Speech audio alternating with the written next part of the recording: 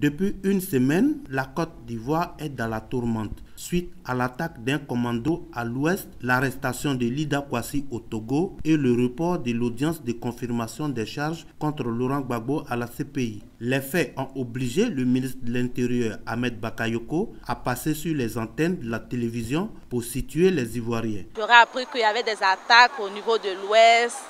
Nous, actuellement, nous affranchissons la phase de réconciliation. Moi, ça me désole beaucoup parce que je ne sais pas, il y a des cachotteries, on dit on entend passer à la phase de réconciliation, mais il y a des gens même qui refusent la réconciliation.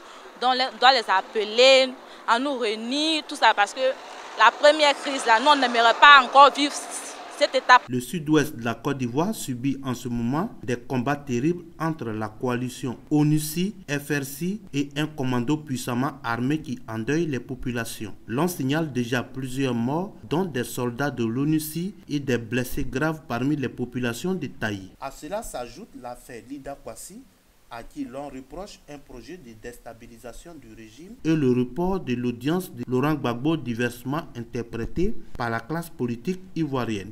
Et on ne prend que des gens d'un seul bord, on les met en prison, on va à la télévision, on les juge et on ne bouge pas.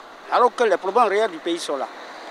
Ça fait 2 ans que je n'ai pas de passion et il y a beaucoup de cas comme ça, des cas sociaux. Mais ça aussi c'est la guerre, ça aussi c'est tuer les gens.